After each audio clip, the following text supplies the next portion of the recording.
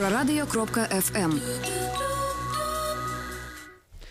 Прывітанне ўсім слухачам Еўрарадыё, прывітанне тым, хто глядзіць нас праз сацыяльныя сеткі, Facebook, ВКонтакте, Аднакласнікі, а таксама праз наш канал на YouTube. Мы ў жывым эфіры. Гэта не звычайны эфір, а стартапніца, сумесны праект Еўрарадыё і сайта bel.biz. Рэдактарка bel.biz Юлія Нехая ў нашай студыі. Прывітанне, Юлія. Прывітанне. І наш сённяшні госць Сергей Лепченко, заснавальнік стартапа Giveaway. Прывітанне. Прывітанне. Сергей, а стартап гэта незвычайны. Мне здаецца, што адзін з нешматлікіх прыкладаў, я не ведаю, як у свеце, а ў Беларусі дык дакладна, прыкладаў таго, як бізнес нараджаецца недзе ў сацыяльных сетках, да, і з сацыяльных сетак ужо перарастае ў нейкі самастойны праект. Giveaway прысвечаны таму, каб звязваць тых, у каго ёсць непатрэбная рэч, з тымі, хто гатовы гэтую рэч забраць і даць ёй другое жыццё. Магчыма, мы не звярнулі б на гэты стартап увагі, таму што, калі шчыра, да такіх сервісаў, што, праўда, якія працуюць у сацыяльных сетках, но мы ўжо прызвычаіліся. Да, групы «Аддам дарам», яны з'явіліся некалькі гадоў таму, все імі карысталіся, у каго ёсць што аддаць і каму не шкада аддаць дарам. Да? Вось. Але Giveaway быў адзначаны на канферэнцыі Venture Day Мінск, якая адбылася 11 красавіка. Ён стаў аднім з двух пераможцаў, паколькі мерапрыемства сур'ёзнае, праводзіцца ў стартап-хабе і Магуру пры падтрымцы агенцтва USAID, а там, в прынцыпе, ведаюць, што падтрымліваць. Вось, это значит, што Giveaway не проста так нейкі прахадны праект, а праект сур'ёзны і з нейкай, прынамсі, будучыняй. Сергей, што вы выйгралі на вось Venture Day Мінск? Гэта істотны нейкі будзе ўнёсак у развіццё праекта? Гарантуя вашу будущую? Будущую каждый сам себе гарантирует своей работой. Вот. Я думаю, что самое главное, то, что я выиграл, это возможность встретиться с людьми, которые более серьезно воспринимают мой проект со старта, потому что я могу говорить, что я победитель, соответственно, меня выбрали судьи, в числе которых много инвесторов, которые именно по этим критериям оценивали проекты. Я могу найти учителей, которые мне помогают развивать его гораздо быстрее, людей, которые более опытные в развитии больших проектов. Это очень большой плюс для меня. Ну, а сам приз формально – это поездка в Берлин, где я тоже могу найти интересные связи и знания. То бок это некая стажировка. Стадий-тур назовем мы там. Стадий-тур. Да, в принципе, сам по себе стадий-тур сапраўды будучыню як бы не гарантуе. Вось, калі б гэта быў чэк на 500 000 баксаў, вот тады б я уже подумал, что все, стартап докладно... Хотя бы на 300 тысяч, которые, в общем-то, и ищет Сергей сейчас. 300 тысяч. Это серьезная сумма, я так думаю. Сергей, распорядитесь, давайте мы уже вот от заканчэння, да, вот от сённяшняга дня зайшлі на вашу гісторыю, але давайте вы распавядзіце, з чаго яна пачалася, да? Вот што паслужыла штуршком для того, каб стварыць гэтай групы, напрыклад, да, нейкая конкретная падзея ці перакананне? Впервые, когда я увидел эту идею, это было, наверное, около 10 лет назад. Я был в магазинчик, зашел в Вене, и в этом магазине можно было взять 3 любых вещи бесплатно. И это как-то сломало мой паттерн восприятия, как минчанина. Как такое вообще возможно? Ты приходишь в магазин и берешь любые вещи бесплатно. Я туда зашел с ребятами, и они повесили объявление о том, что они отдают кровать, чтобы ее туда не нести. Соответственно, с того момента я так задумался, что действительно есть много людей, которые не хотят тратить время на продажу многих вещей, потому что это для них нерационально. И для них гораздо проще, если кто-то приедет, их заберет их. В то же время есть много людей, у которых есть время на то, чтобы приехать, и, соответственно, для них это довольно большой такой бонус по жизни, что они могут взять какую-то вещь более рационально и израсходовать свои ресурсы, которые могут быть ограничены в этот момент, например. Совершенно не обязательно. То бок, у прынцыпе, вся модель была падгледжаная, але ў Беларусі такіх сервісаў, як мне падаецца, 10 гадоў таму, у прынцыпе, не было. Один из сервисов был в LiveJournal. Это когда LiveJournal еще был на волне, была такая группа. Она, наверное, существует и сейчас, я точно не знаю. Не буду врать, идею я не придумал, Но в то же время я тот человек, который сделал ее по-настоящему популярной в Беларуси, потому что у нас около 500 тысяч человек прямо сейчас подписано, ну а знает о проекте значительно больше. А што вы предпрынялі, да, каб ісці па шляху папулярызацыі гэтай ідзеі? Былі створаны групы ВКонтакце, в Фейсбуке, я так разумею, і відаць, гэта было прыкладна адначасова, а далей? Я помыляюсь уже. Сначала я создал группу ВКонтакте в Минске. Что я начал делать? Я просто начал ее активно развивать. Мне вообще нравится развивать полезные проекты для людей. И я не просто ее создал и оставил на существование, я начал предпринимать некоторые усилия для того, чтобы она сделать быстрый рост. Вот. И, соответственно, потом я начал масштабировать ее по белорусским городам. У нас есть в каждом большом городе Беларуси сообщество Дандаром. То бок пэўнае маштабаванне гэты праект ужо перажыў. Это было маштабаванне ў межах беларускіх гарадоў, да? Ну, сейчас вот вы в Плеймаркете есть, да, 10 тысяч подписчиков у вас за 1 месяц, между прочим. И вы, получается, работаете только в Беларуси или уже расширили географию? Ну, сейчас у нас уже 18 тысяч. Я сегодня смотрела, было 10 тысяч.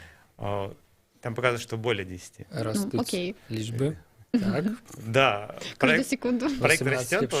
Давайте расскажу про приложение, может быть, немного. Почему вообще мы его... Ну, вось тут два. Па-першае, прыкладанне, па-беларуску правильно будзе мабільная праграма, але тым не менш. А па-другое, гэта вось уперлись вы ў межы Беларусі, да, і што далей? У прынцыпе, абодва пытанні сур'ёзныя і можна распавесці. Совершенно верно. Поводом создать приложение было, во-первых, то, что мы теперь можем масштабировать по миру, поэтому как бы мы и есть стартап, потому что мы можем показать быстрый рост. А второе, то, что на самом деле, как бы это странно не было, в сообществах отдано 100 тысяч вещей уже, по моим подсчетам, около этой суммы. То есть это могла быть гигантская свалка. На самом деле в сообществах не очень удобно отдавать вещи, потому что когда ты добавляешь вещь в сообщество, в котором, например, 240 тысяч человек, ты получаешь очень много сообщений и, в общем-то, дискомфорт. Поэтому я придумал систему, как сделать так, чтобы людям было намного удобнее добавлять вещи, во-первых, а во-вторых, чтобы они потом могли брать вещи, соответствующие ценности, которые они отдавали, тоже бесплатно, то есть чтобы они имели приоритет. Грубо говоря, я такую справедливость внес. А в этом и состоит аукционный принцип, да? Да, именно для этого и введен аукционный принцип внутренней системы, чтобы человеку мог написать только один победитель, тот, кто хочет забрать вещь больше всех, и, соответственно, это будет тот, кто больше отдавал вещей. Я памятаю, што я сутыкнуўся з прыкладна такой праблемай у свой час, калі спрабаваў прадаць, я не памятаю ўжо што, на барахолцы, на онлайнеры. Я паставіў абвестку, і, па-першае, гэта абвестка вельмі хутка знікла ўнізе, да? А па-другое, пачалі людзі пісаць, я ўжо не ведаў. Вот я першаму адказаў, як бы, а астатнім, значит, не трэба адказваць, а першы ўжо не адказвае мне, да? І вось атрымліваецца, што вы знайшлі, як з гэтым бароцца. Сэнс у тым, што толькі пераможца атрымлівае нейкія кантакты, да, і звязваецца з чалавекам. Да, абсолютно точно. У них открывается просто чат, как в социальной сети. Вообще наш проект очень похож на социальную сеть по взаимодействию с ним. Это максимально облегчает человеку, как бы он заходит, ему уже все понятно, в принципе. То бок ничего не сустракая незнаёмага, в принципе, для себя. Да, потому что сейчас очень большое количество информации обрушивается на людей со всех сторон, и, в принципе, люди не горят желанием сильно изучать каждую систему, которая работает по-своему. В то же время хорошие системы пытаются сделать все интуитивно понятным для людей. То есть это нормальный такой ход. Так, а наконт маштабавання за межы Беларусі. Вот тут цікавая ситуация, мне здаецца. Что вы думаете? Собственно говоря, в этом смысл. Мы сделали проект, который обрел популярность в Беларуси, есть востребованность. Я активно его изучаю, интервьюирую людей, так сказать, провожу user research, узнаю, в чем плюсы для них, в чем минусы, как максимально хорошо закрыть их потребность. И когда мы отработаем наш проект настолько хорошо, что он будет легко масштабируем, у нас будут финансы на это, мы сможем быстро его растить и масштабировать в других странах. На данный момент мы не решили, в каких странах мы это будем делать. Мы проводим сейчас анализ рынка. Рынок на самом деле очень большой, и рынок большой не только там, в Европе, США, там, даже в России, потому что в России, например, только 18% людей вообще пользуются интернет-барахолками. Вось змена назвы, да, у прынцыпе назва «Аддам дарам», яна такая прывычная нам, і ну, все ўжо да яе прызвычаліся, і адразу ясна, што маецца на ўвазе. Ну, аддам дарам, значыць, я нешта беру і аддаю дарам. Giveaway, мне здаецца, што крыху, ведаеце, giveaway асацыюецца больш з нейкімі пачуццямі, людзьмі, да, то бок пакінь гэта ў мінулым, да, перайдзі праз гэта. Вось, ну, мае першыя асацыяцыі, да, ці не лічыце вы, што ўсё ж такі гэта, ну, нейкі крок назад? Такий брендинг. Наоборот, вот вы как раз очень хорошо обозначили это слово, оставить это в прошлом. То есть giveaway, я отношу так к слову «отдавай», то есть «отдавай, отпускай». И как происходит? Люди вообще со временем потребляют все больше и больше. И люди, у которых есть деньги, они, соответственно, больше работают, у них больше стресса, они больше пытаются его закрыть, еще больше покупают. И у них еще меньше времени избавляться от этих вещей. То есть эта тема, она стала актуальной, в принципе, не так давно, я бы сказал, потому что раньше люди в целом потребляли меньше и рациональней. Соответственно, они сталкиваются с такой проблемой, что вещь, которая приносила им когда-то счастье, она через какое-то время становится обременением, потому что либо им надо нести ее в мусорку, а они не хотят это делать по этическим соображениям, потому что она еще хорошая, но некоторые выкидывают. Кстати, 2 миллиарда тонн в год генерирует человечество. Сметься. Да. Угу. В том числе входят туда и хорошие вещи, которые, попадая на свалку, уже становятся плохими вещами, другие люди их не берут. Угу. И эта вещь, она как бы стоит дома и занимает пространство, у человека нет времени и желания продавать ее на барахолке, потому что это, ну, занимает время, это стресс, и это определенный такой даунгрейд для человека. Если он зарабатывает хорошо, и он, условно говоря, у него есть там книга, которую он прочитал за 3 рубля, он просто, у него нет времени и сил заниматься ее продажей. Вот. И мы хотим обеспечить ему, во-первых, чтобы кто-то быстро приехал и забрал эту книгу, и в то же время дать ему очень хорошую эмоцию, потому что наш проект, помимо роли избавления от ненужного, скажем так, людям барахла или там, хороших вещей, которые им не нужны, он несет еще и другие функции. Он, во-первых, связывает людей такой очень волшебной вещью, создает новую нейронную связь, да, то есть человек один другому переносит добро определенное, неожиданное, которое люди в больших городах, они, в принципе, не делают. Если раньше мы там жили общинами или в маленьких каких-то там деревнях все друг друга знали и помогали, то здесь в больших городах обратно есть эффект. И наш проект, он еще позволяет так нейронную связь создать и немного пока передать один человек незнакомый передает тепло другому. То бок это эмоцыйны складнік, про які, в принципе, я таксама сказал, ён ёсць.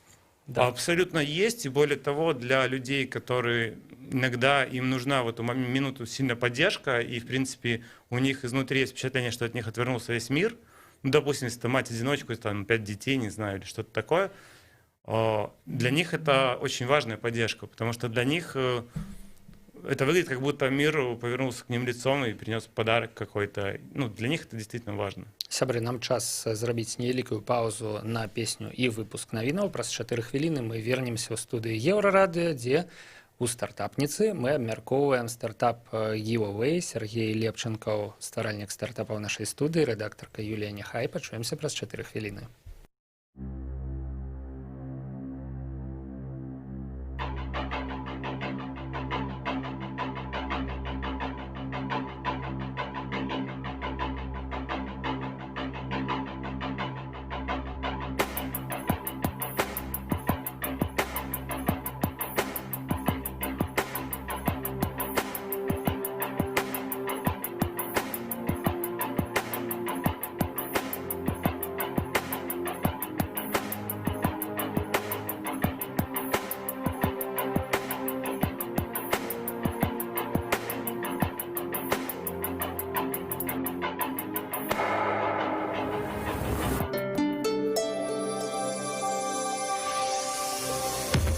Еўрарадыё.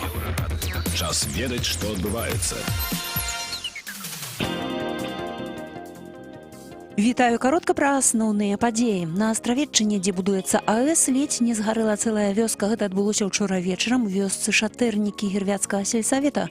Агонь паспеў знішчыць дом, 4 гаспадарчыя пабудовы і сухую расліннасць на 15 гектарах. Першым ратавальнікаў выклікала жыхарка Літвы, якая наведвала маці. У вёсцы толькі некалькі жыхароў, і змагацца з агнём не было каму.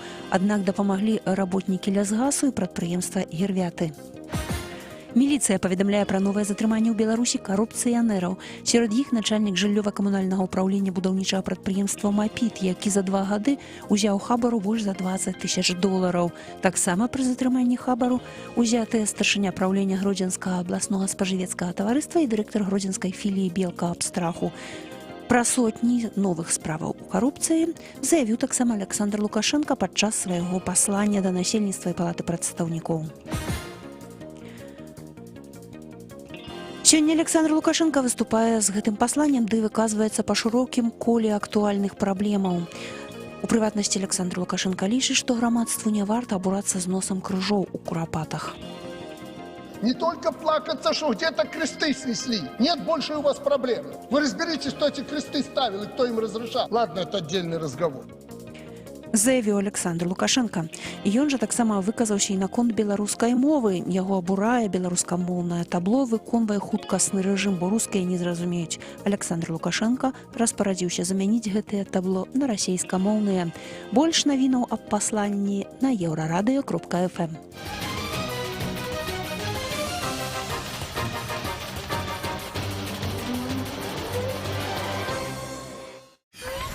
Еўрарадыё.фм. Яшчэ раз прывітанне ўсім, хто зараз глядзіць і слухае Еўрарадыё. Гэта стартапніца, сумесны праект нашай станцыі і сайта bel.biz пра дзёрзкіх беларускіх прадпрымальнікаў і смелых інвестараў, якія інвестуюць у іх, укладаюць у іх свае грошы. Рэдактарка Белбіз Юлія Няхай у студыі. Яшчэ раз прывітанне. Привет. І наш сённяшні госць Сергей Лепченко. Прывітанне, Сергей. Привет. Мы размаўляем пра праект Сергея, які называецца Giveaway. Гэта праект, які звязвае людзей, у якіх ёсць, ну, як гэта сказаць, непатрэбныя, але добрыя рэчы, якія шкада выкінуць, з тымі людзьмі, якія, як высвятляецца, гатовы за гэтымі рэчамі прыехаць і забраць іх. У перапынку мы абмяркоўвалі шмат, я так разумею, тэхнічных такіх пытанняў. Вот у Юліі былі тэхнічныя пытанні. Юлія, табе слова, а то я вечна забиваю эфир и не даю тебе задавать Ну, питания. есть такое немножко. Ну, пробачь. Да, но мне интересно вот было бы все-таки поговорить подробнее по поводу ваших планов по масштабированию. То есть ты сказал, что есть какие-то моменты, которые препятствуют этому, и подробнее о вашей бизнес-модели. То есть вот как выглядит у вас та юнит-экономика, о которой мы только что говорили, привлечение клиента и прочее. Как вы себе это все видите? Про масштабирование. Сложный момент масштабирования заключается в том, что так как проект социальный, для его успешного запуска нужна какая-то критическая масса людей. И критическая масса людей нужна в определенных населенных пунктах. Условно говоря, если мы хотим масштабироваться в России, то нам надо запускать его по всем большим городам. И для этого нам в каждом городе нужно сделать довольно масштабный пиар, чтобы быстро собрать эту критическую массу. Иначе получится, что люди заходят в приложение, не видят там никаких предложений и, соответственно, его удаляют. А чтобы предложения появились, там тоже должны быть люди. Вот такая круговая зависимость. Мы знаем, как это делать. Мы делали это с сообществами, и, соответственно, мы знаем, как это делать с приложением. У нас есть много идей по этому поводу. Но для того, чтобы это делать, нужно определенное количество денег. Поэтому мы ищем инвестора сейчас. Хорошо, бизнес-модель. То бок, на чым такі праект можа зарабляць? Зразумела, што ён добрага робіць людзям з таго і з іншага боку. Адны развітваюцца са сваім мінулым, другія набываюць патрэбную рэч, а вы з чым застаецеся? Первоначальная бизнес-модель в сообществах была и остается продажа рекламных посевов. У меня есть агентство Get Like Buy называется, которое занимается продажей рекламы в социальных сетях. Вот. И это позволяет нам содержать модераторов, редакторов и развивать сообщество, и в том числе их растить, потому что, естественно, органический рост происходит очень медленно, и приходится вкладывать в это тоже деньги, реинвестировать. Что касается приложения, там мы решили протестировать совершенно иную монетизацию. У меня возникла такая гипотеза, что если людям действительно настолько полезен проект, и они настолько его любят, что было бы интересно, если бы эти люди поучаствовали в его развитии, имели эту возможность скинуться на его развитие. Вот.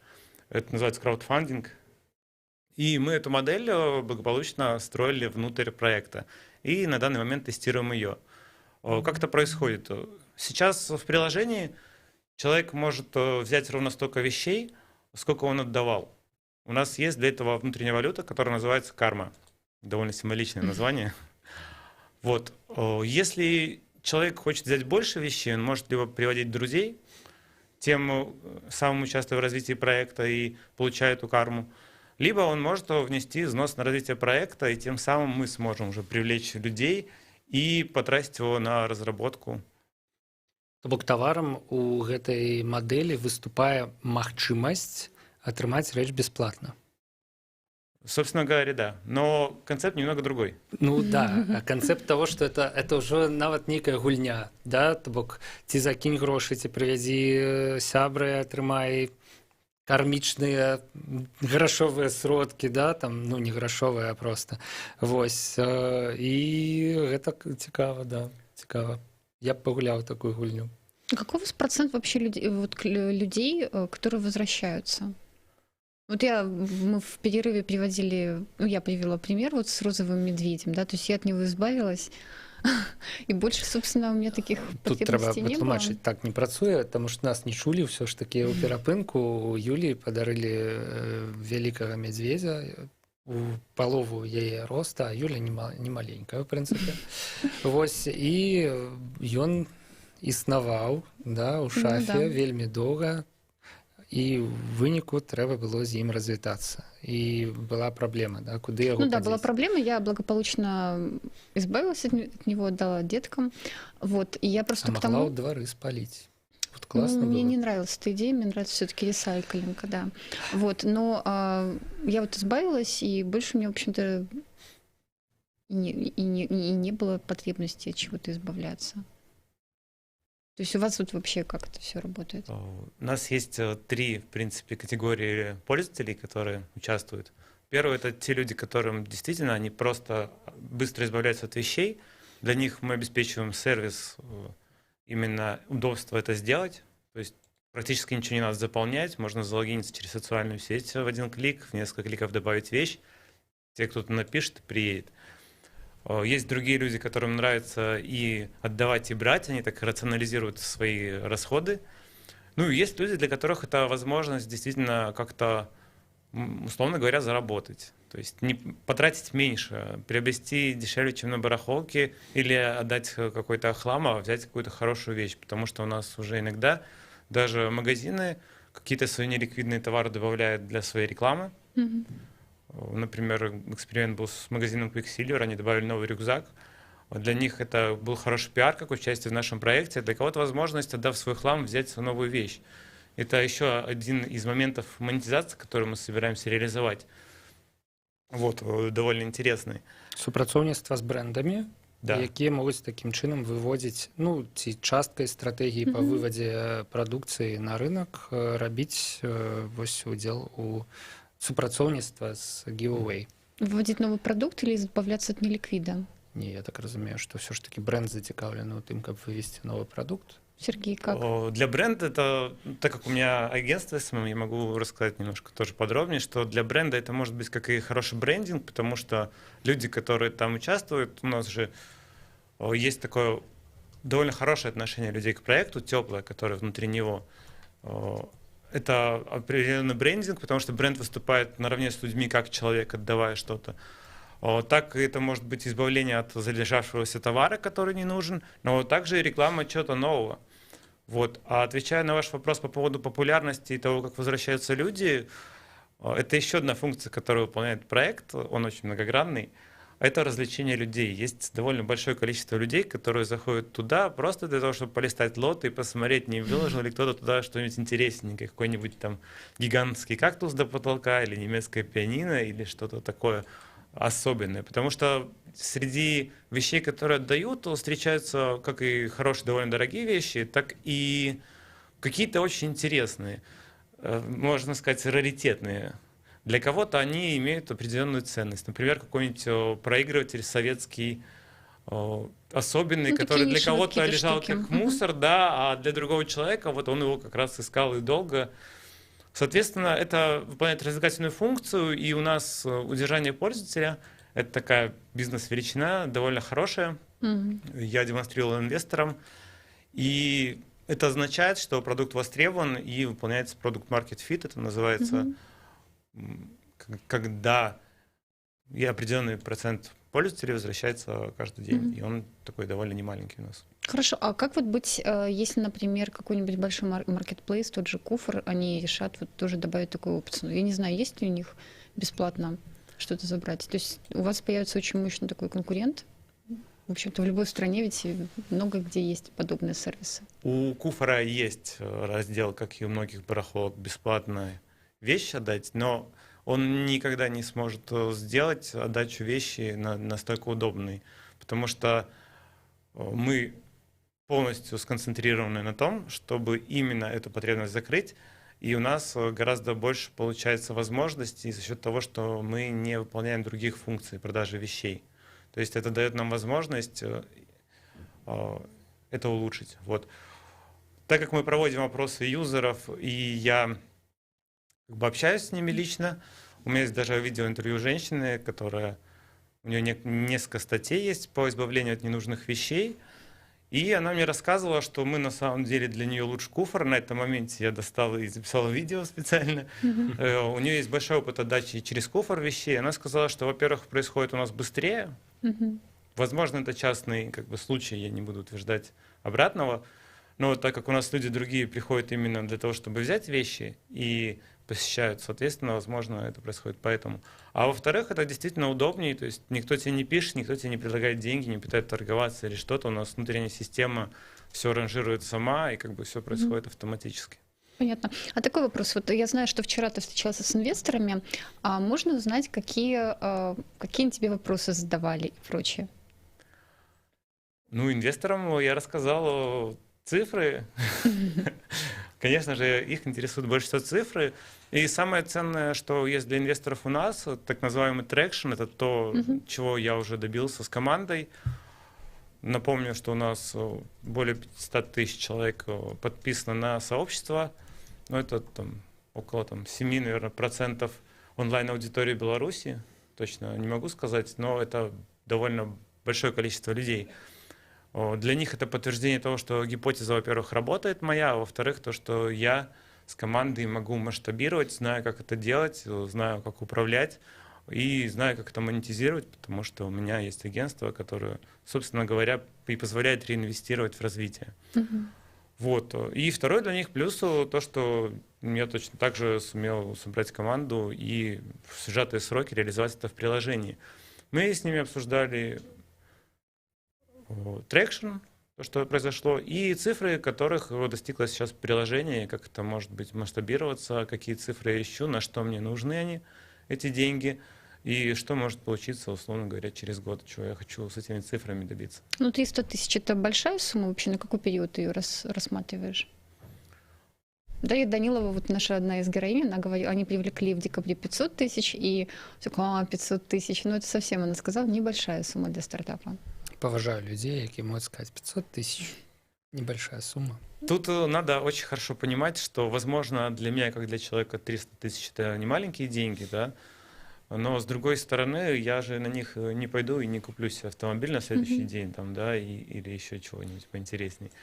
А все-таки эти деньги даются на развитие бизнеса, на разработку, которая стоит довольно больших денег, на маркетинг, и мы с этими цифрами хотим достичь 1 миллиона подписчиков, то есть эти цифры еще, 1 миллион установок, эти цифры еще обсуждаются, мы проводим анализ, тем не менее, для того, что мы собираемся сделать, это небольшие деньги, это адекватные деньги, и нам нужно будет найти очень такие специальные эффективные стратегии роста и эффективную монетизацию, чтобы оправдать их. Мгм. А такой еще вот момент.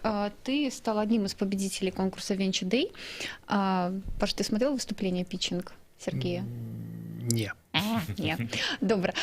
Ну, точнее, не очень Дрэнно. хорошо, конечно, дрэнно, да. Ну, скажи, пожалуйста, вот как ты готовился к питчингу, да, и как ты думаешь, почему ты стал лучшим? А што было? Было нешта незвычайнае? Ці проста была чёткая і Ну, ёмкая было что-то прэзентацыя? такое, что Сергей стал одним из лучших. Ладно. Як вы рыхтаваліся, Сергей? Ну, во-первых, это был один из моих первых питчей. В Мгм. принципе, это был мой первый питч, к которому я готовился. Прошлый был импровизация. Мгм.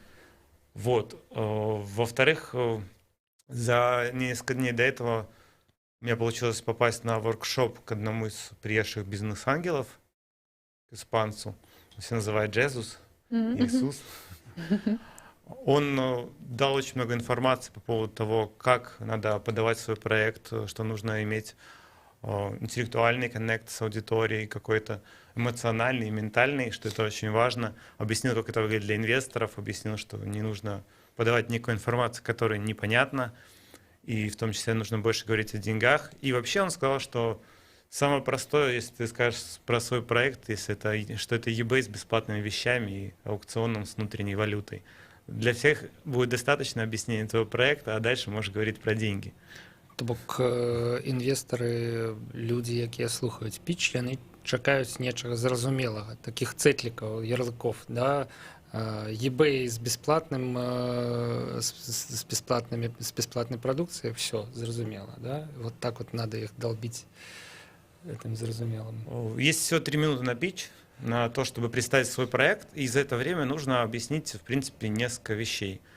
Во-первых, то, что твой продукт, он востребован. Это важно. То есть твоя гипотеза, она рабочая. И объяснить, почему, какую потребность людей ты закрываешь. То есть какая есть проблема и как ты ее закрываешь, почему ты считаешь, что ты это делаешь лучше других. Второй момент – это объяснить то, что этот проект вообще можно, в принципе, масштабировать, что если они дадут деньги, вложат их, что они смогут их потом каким-то образом приумножить, а это достигается только масштабированием проекта и деланием чего-то действительно глобального. То есть объяснить им, что есть рынок, какой он, какие есть конкуренты, как происходит монетизация действительно, про свою бизнес-модель.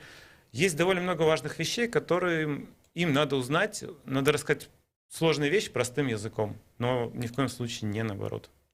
Сябры, час стартапніцы падышоў да заканчэння. Не ведаю, Юлія, ці задала ты ўсе пытанні, якія збіралася. Я, ў прынцыпе, задаў усе. Адзінае, што я не высветліў, гэта як вы змагаецеся з недобрасумленнымі карыстальнікамі. Напрыклад, нехта выйграе аукцыён, прыязджае, а яму кажуць: слухай, ну давай хоць 5 рублёў там. Ну я не ведаю. Ну вот это ж беларусы, да? Ну карацей, уяўляю я сабе такую сітуацыю. Але я думаю, што мы высветлім гэта па-за эфірам. Ёсць увогуле магчымасці з імі змагацца? Некая штрафная система, там, я не ведаю. Ну, вот.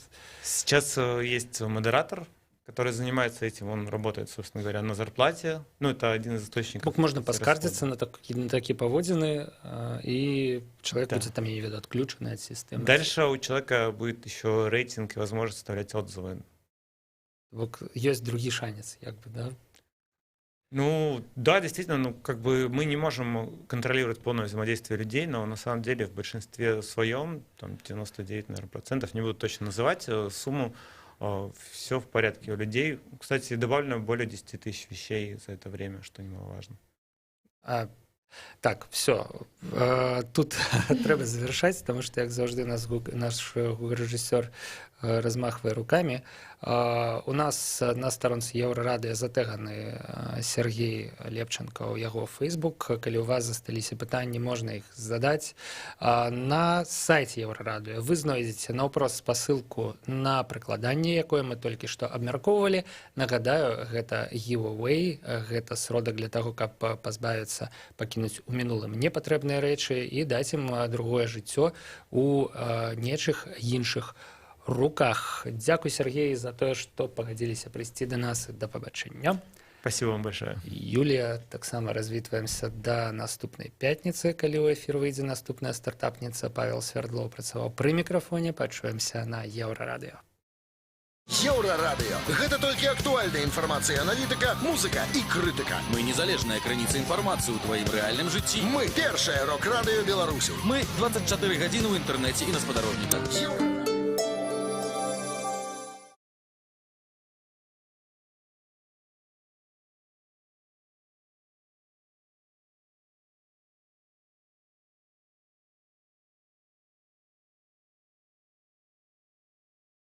Павел Свердлов працаваў пры мікрафоне. Пачуемся на Еўрарадыё.